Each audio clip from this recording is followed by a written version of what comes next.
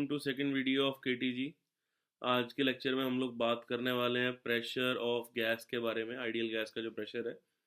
उसके बाद हम बात करेंगे मैक्सवेल डिस्ट्रीब्यूशन ऑफ वेलोसिटीज़ के बारे में, जिसके अंदर मैक्सवेल के अकॉर्डिंग जो डिफरेंट काइंड ऑफ वेलोसिटीज़ हैं वो कितनी होती हैं किसी आइडियल गैस के अंदर, जैसे आरएमएस वेलोसिटी, एवरेज वेलोसिटी और मोस्ट प्रोबेबल वेलोसिटी, और उनके ऊपर बेस्ड क्वेश्चंस के ऊपर हम लोग काम करेंगे।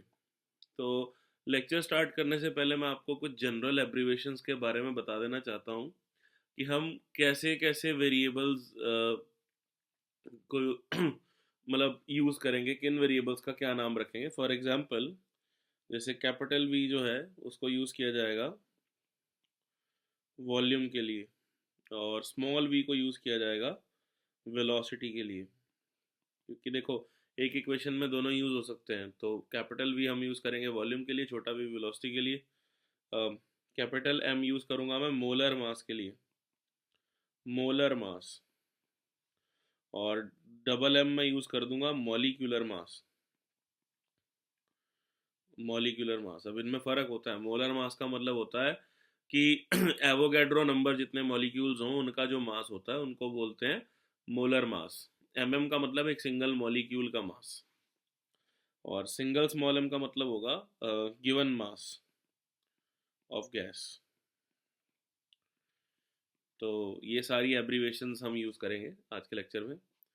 और इसके अलावा मैं आपको कुछ और जनरल बातें बता दूं। जैसे मान लो कि कोई वेरिएबल है जिसका नाम है एक्स, तो अगर उसको लेस देन ग्रेटर देन वाले सिंबल में डाला जाए तो उसका मतलब होता है मीन।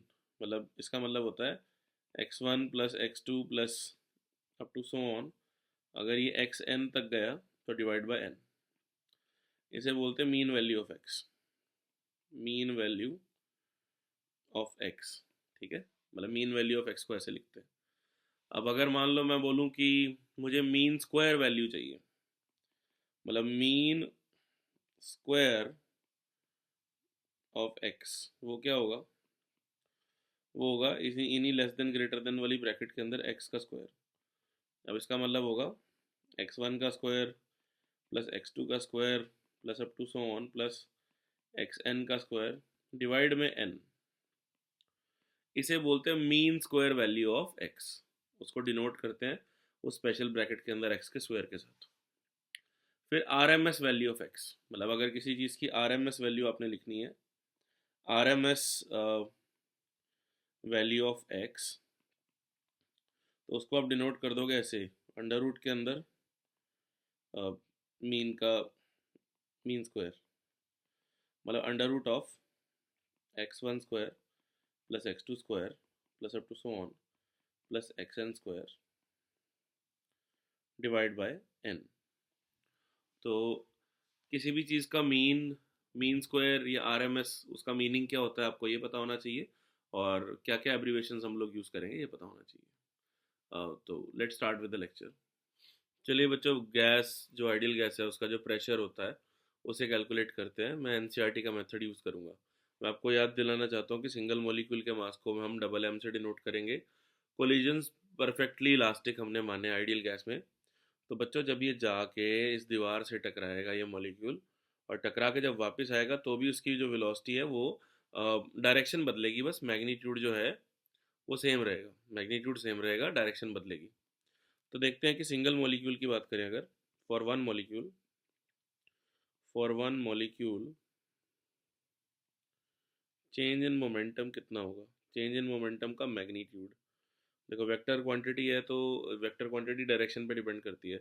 बॉल या फिर जो पार्टिकल है उसको टकरा के जब वो वापस आएगा सेम वेलोसिटी से, तो फाइनल और इनिशियल दोनों की डायरेक्शन उल्टी होगी। तो जब हम माइनस करेंगे तो उनका जो मैग्नीट्यूड है वो प्लस हो जाएगा, क्योंकि उनकी डायरेक्शन भी अपोजिट है। मतलब अगर ये प्लस है तो वापस आने वाला माइनस, तो माइनस ऑफ प्लस हो जाएगा माइनस, मतलब दोनों चीज़ें माइनस हो गई तो उनको जोड़ देना चाहिए मैग्नीट्यूड में। तो मतलब ये आ जाएगा 2 mm इंटू वी एक्स। ठीक है, ये आ गया चेंज इन मोमेंटम। उसके बाद टाइम टेकन डेल्टा टी, इसको होने में टाइम कितना लगा? देखो डिस्टेंस जाने में भी एल लगा, वापस आने में भी एल लगा, तो टाइम होता है डिस्टेंस अपॉन स्पीड, मतलब 2l अपॉन वी एक्स।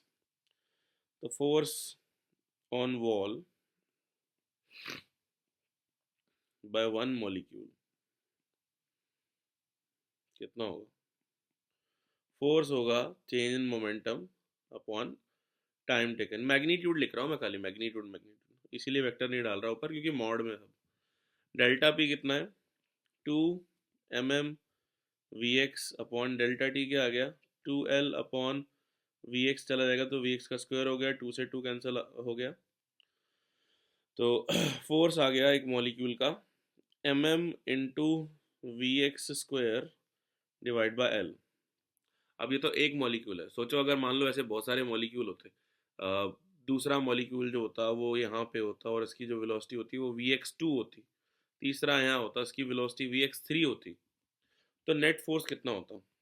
मतलब force on wall by capital N molecules, capital N molecules, अगर आप इनको देखो तो जो फोर्स आएगा वो आएगा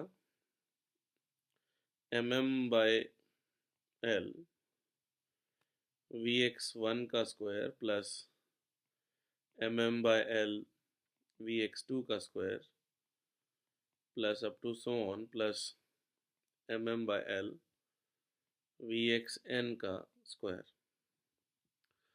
अब ये जो फोर्स आया ये ऐड इसलिए हुआ सभी का क्योंकि सभी फोर्स x डायरेक्शन में लग रहे हैं और सभी की जो वेलोसिटी है वो अलग अलग है, लेकिन सबका जो डायरेक्शन है फोर्स का वो सेम है। तो mm by L into bracket में क्या बचेगा? Vx1 का स्क्वायर प्लस Vx2 का square plus up to so on plus Vxn का स्क्वायर। इसमें क्या करते हैं, चलो हम n से डिवाइड और मल्टीप्लाई कर देते हैं, बाहर मल्टीप्लाई कर दिया आगे और नीचे डिवाइड कर दिया।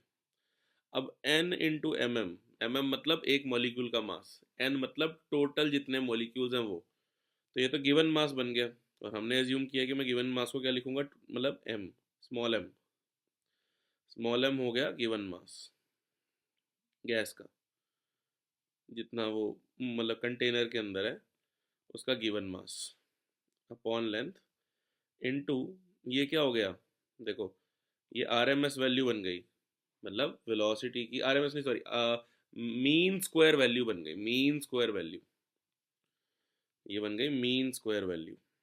मीन स्क्वायर वैल्यू को ऐसे लिखते हैं, ठीक है? तो ये आ गया फोर्स। अब ये जो वेलोसिटी आई है ये एक्स डायरेक्शन में आई है, बिल्कुल देखो अब बच्चों इस पॉइंट पे ध्यान देना कि ये जो हमने कंसीडरेशन की है, जो हमने मतलब कि अभी अजम्पशन ली है, ये केवल एक्स डायरेक्शन के लिए ली है, ये हम डेरिवेशन एक्स के लिए कर रहे हैं, बट नेट वेलोसिटी तो हो सकता है ना किसी एंगल पे हो, तो उसका जो वाई कंपोनेंट होगा वो भी इतना ही वैल्यू पोजेस करेगा, मीन स्क्वायर इन वाई डायरेक्शन, मीन स्क्वायर इन जेड डायरेक्शन भी इतना करेगा, क्योंकि तीनों में क्यूब है, सारी चीज़ें सेम है, तीनों के अंदर देखो क्या होगा कि एक्स में जो मीन आएगा सभी का, वाई के अंदर जितने भी मॉलिक्यूल्स के जो मतलब वाई कंपोनेंट जो है वो जितने मॉलिक्यूल्स की वेलोसिटी है उनके स्क्वायर का जो मीन होगा, जेड के अंदर जो मीन है, मीन वैल्यू सेम होगी, एवरेज वैल्यू सेम होगी, तो मैं बोल सकता हूँ कि mean square velocity in X axis वो होगा mean square velocity in Y axis, वो होगा mean square velocity in Z axis, और वो होगा mean square of net velocity, उसका जो मैग्नीट्यूड है डिवाइड बाय 3।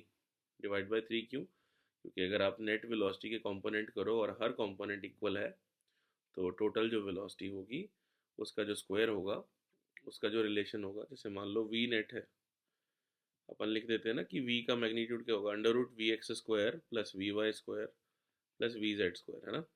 ऐसे ही लिखते हैं हम जब किसी वेक्टर का रिजल्टेंट निकालना हो, उसका मैग्नीट्यूड निकालना हो, तो अब दोनों साइड जरा स्क्वायर करो तो वी स्क्वायर क्या आ जाएगा, V X square plus V Y square plus V Z square. तो अगर मान लो V X V Y V Z आपस में सेम है, जो कि मीन है, मतलब अब यहाँ पे तो मैंने सिंगल की बात की, मीन में एक्स वाई जेड ये वाली वैल्यू सेम होगी, तो ये वी इनका 3 टाइम्स हो जाएगा ना, मतलब सिंगल वी एक्स की जो वेलोसिटी है वो टोटल नेट वेलोसिटी का जो मीन स्क्वायर है उसके 1/3 होगी, ठीक है? यहाँ से मतलब इन तीनों को इक्वल कर दो तो 3 वी एक्स स्क्वायर आ जाएगा, तो यहाँ से v(x²) की वैल्यू भी v/3 मतलब आ सकती है। तो यहाँ फोर्स में सब्स्टिट्यूट कर दीजिए, तो फोर्स आ जाएगा आपका m/l into mean square of net velocity divide by 3। तो अब प्रेशर की बात कर लेते हैं, प्रेशर ऑफ गैस, जिसके लिए डिराइव कर रहे थे। प्रेशर ऑफ गैस होता है बच्चों force upon area, perpendicular force upon area. अब आप जैसे मान लो कि हम वर्टिकल एरिया जो है क्यूब का राइट साइड वाला, उसके ऊपर हम लोग स्ट्राइक करवा रहे थे ये मॉलिक्यूल्स, तो प्रेशर होगा इस पे लगने वाला फोर्स अपॉन इसका एरिया। इस पे लगने वाला फोर्स जो है वो कितना होगा, इसी पर्टिकुलर एरिया पे लगने वाला फोर्स वो होगा, हमें अभी निकाला है m/l mean square velocity divide by 3, और एरिया जो होगा वो होगा l²। अब देखो ये l² और l क्या बन गया, l³ बन गया, तो प्रेशर आ जाएगा 1/3 इंटू मास अपॉन ये l² और l बन गया l³ जो कि है volume into mean square velocity. तो यहाँ से जो प्रेशर आ गया वो है आपके पास 1/3 मास अपॉन वॉल्यूम क्या हो जाएगा, density of gas into mean square velocity of gas. तो बच्चों ये एक्सप्रेशन बड़ा इंपॉर्टेंट है, डेरिवेशन से ज़्यादा इंपॉर्टेंट रिजल्ट है मैं आपको बताऊं तो। जो प्रेशर है that is equal to 1/3 rho into V of mean square velocity. ठीक है, यहाँ से एक चीज़ आप और निकाल सकते हो, R M S velocity. R M S मतलब रूट मीन स्क्वायर, ये भी काफ़ी फेमस रिजल्ट होता है, मैं आपको यहाँ से डिराइव करा सकता हूँ। जैसे यहाँ से अब आप मीन स्क्वायर वेलोसिटी को ये लिख सकते हो ना, 3p/रो, है ना। फिर हमने एक आइडियल गैस इक्वेशन की फॉर्म करी जिसमें मैंने बोला था p/रो इज इक्वल टू RT/m, जहाँ पे कैपिटल M मोलर मास है, हमने अभी एब्रीवेशंस में भी पढ़ा है।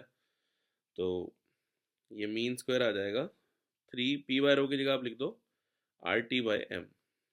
तो ये इस दोनों साइड अगर स्क्वायर रूट लेंगे, square root on both sides, तो आ जाएगा, ये बन जाएगा VRMS और ये बन जाएगा √3RT/कैपिटल M, जहाँ पे कैपिटल M जो है वो मोलर मास है, मतलब कि एवोगैड्रो नंबर जितने मॉलिक्यूल्स का मास है। तो ये बहुत इंपॉर्टेंट रिजल्ट है, इसे भी बच्चों आपने याद रखना है। तो यहाँ से हमने प्रेशर और आरएमएस वैल्यू को डिराइव कर लिया एज पर एनसीईआरटी। बच्चों ये काइनेटिक एनर्जी लिखते हैं ट्रांसलेशनल वाली केवल। हमें पता है कि प्रेशर क्या होता है 1/3 रो वी मीन स्क्वायर। तो अब डेंसिटी को लिख सकते हैं मास अपॉन वॉल्यूम।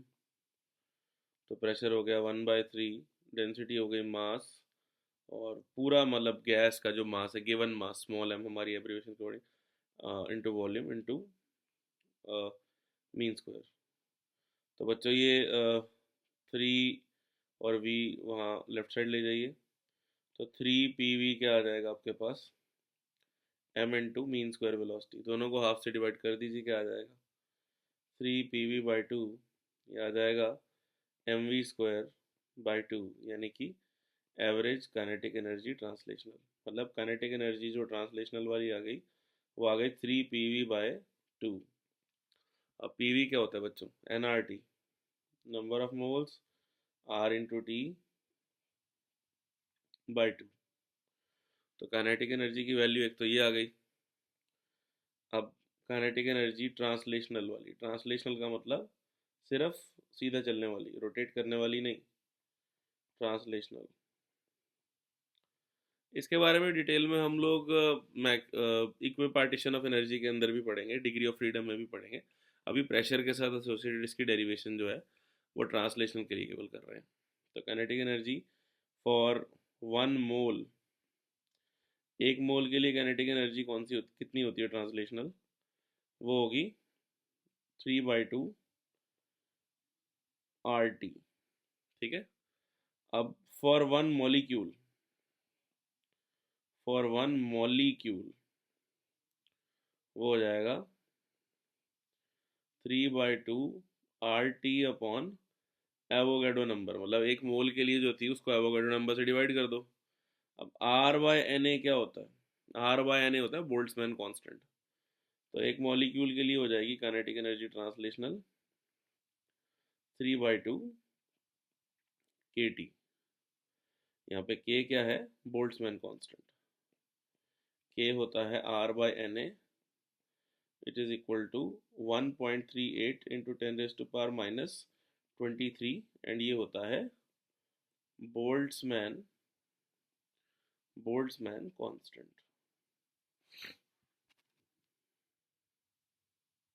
चलिए डिस्कस करते हैं मैक्सवेल डिस्ट्रीब्यूशन ऑफ वेलोसिटीज के बारे में, कि मैक्सवेल ने जो आइडियल गैस है किसी कंटेनर के अंदर, उसकी वेलोसिटी को किस तरह से क्लासिफाई किया। तो उन्होंने एक इक्वेशन बनाई थी, जिस इक्वेशन का अगर मैं ग्राफ प्लॉट करूं dN/dV वर्सेस V में। अब सर ये dN/dV क्या है? dN/dV का मतलब है fraction of molecules per unit velocity, कि कितनी रेंज ऑफ वेलोसिटी के अंदर कितने मॉलिक्यूल्स हैं, ठीक है ना, कितने लोगों के पास वो वाली वेलोसिटी है। अब देखो यार, यहाँ पे ना मैं किसी T1 टेम्परेचर के ऊपर जो ग्राफ बनाया है उसकी जो पीक है, ये क्या रिप्रेजेंट करती है मैं बताता हूँ। ये पीक हमें बताती है कि वो वेलोसिटी जो मैक्सिमम लोगों के पास है, मैक्सिमम मॉलिक्यूल्स के पास है। ये वाली वेलोसिटी मैक्सिमम नहीं है, बट ये मैक्सिमम नंबर ऑफ मॉलिक्यूल्स के पास है। तो इसको हम बोलते हैं मोस्ट प्रोबेबल स्पीड। इसे हम लिखते हैं VMP से। VMP मतलब मोस्ट प्रोबेबल स्पीड, सबसे ज़्यादा स्पीड नहीं, सबसे ज़्यादा मॉलिक्यूल्स के पास ये वाली स्पीड है। अब जब हम टेम्परेचर बढ़ाते हैं, जैसे T2 जो है वो टेम्परेचर T1 से बड़ा है, तो मोस्ट प्रोबेबल स्पीड भी बढ़ती है। इसी तरह से T3 जो है, मैं लिख देता हूँ यहाँ पे, T3 सबसे ज़्यादा टेम्परेचर है, फिर T2, फिर T1। जो जो वेलोसिटी मैक्सवेल ने दी थी उसमें एक तो देखो हमने अभी डिराइव की थी VRMS, उसकी वैल्यू है √3RT/m, जहाँ पे कैपिटल M है वो है मोलर मास, एक मोल का मास। फिर इस कर्व से हमें मिली VMP, मतलब मोस्ट प्रोबेबल स्पीड। वो कितनी निकली थी? It came out to be √2RT/M। Again capital M is molar mass. एक होती है बच्चों एवरेज स्पीड, V एवरेज, इसे आप ऐसे भी डिनोट कर सकते हो। तो it is equal to √8RT upon pi into capital M, where capital M is again molar मास।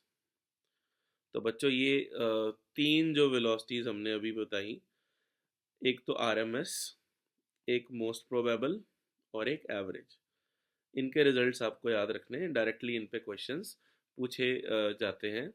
और ये जो है ये मैक्सवेल के इक्वेशन और ये जो डिस्ट्रीब्यूशन ऑफ कर्व है, इससे पता चली थी। क्या इक्वेशन थी वो जिससे ये डिराइव हुई, that is not important and not in the syllabus. ये वैल्यूज़ बस आपको एज इट इज़ याद रखनी है। एक और इम्पॉर्टेंट बात बच्चों, जो हमारा गैस कांस्टेंट होता है R, अगर मान लो मैं इसको एवोगैड्रो नंबर से डिवाइड कर दूं, then I get Boltzmann constant. It is Boltzmann constant. इसकी वैल्यू होती है 1.38 इंटू 10⁻⁻23 जाउल पर केल्विन, या फिर मीटर स्क्वायर kg पर सेकेंड स्क्वायर पर केल्विन। तो this is basically in SI units. अब अगर मैं इन सभी इक्वेशंस में जो मैंने यहाँ लिखी हैं, इनमें बच्चों जो RMS है उसके अंदर देखो जो R/M है, इसको मैं लिख सकता हूँ 3R/ जो कैपिटल M है मोलर मास है, मतलब मोल का मास, तो उसको लिख सकता हूँ ना number Avogadro into molecular mass into T। तो यहाँ पे ये बन जाएगा आपका बोल्ट्जमैन कांस्टेंट। तो आप इसको लिख सकते हो 3 kT/mm। ये आप लिखोगे एक मॉलिक्यूल के लिए। सिमिलरली ये आ जाएगा mp √2 kT/mm। यहाँ mm क्या है? Molecular mass. अब ये मॉलिक्यूल का मास है, मोल का मास नहीं है। 8 kT/mm। तो ये जो रिलेशंस हमने लिखी हैं इनके फॉर्म में भी आप उनको याद कर सकते हो। चलिए एक प्रॉब्लम देखते हैं। यहाँ बोला हुआ है mean speed of molecules of hydrogen sample equals mean speed the molecules of helium sample. Calculate the temperature of hydrogen sample to the temperature of helium sample. तो बच्चों मीन स्पीड की बात की हुई है, तो सॉल्यूशन लिखते हैं। मीन स्पीड क्या होता है? मीन स्पीड होता है √8RT/πm। यहाँ पे बड़ा m जो है वो है मोल मोल का मास, मोलर मास।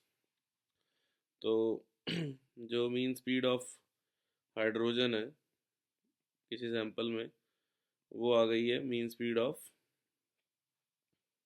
हीलियम। तो again 8R temperature of H2 upon pi into molar mass of hydrogen क्या होता है?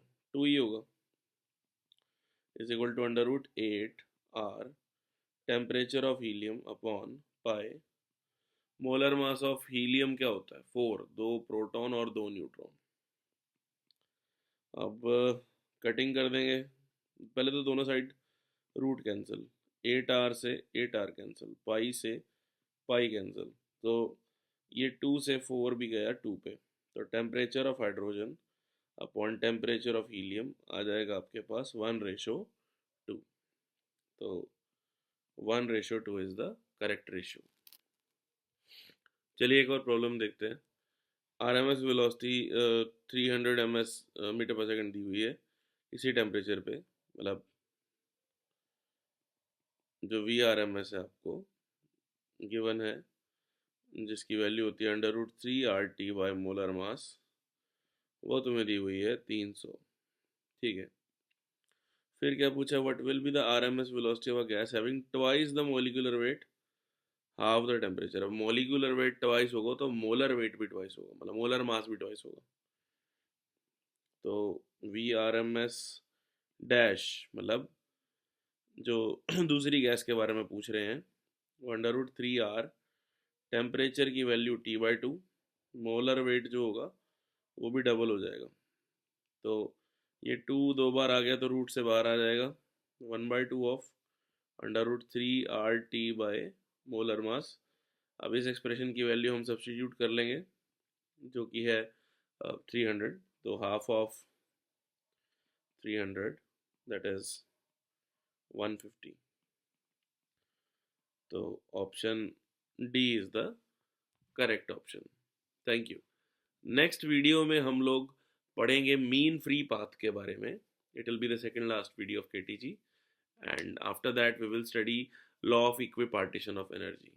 So thanks for watching.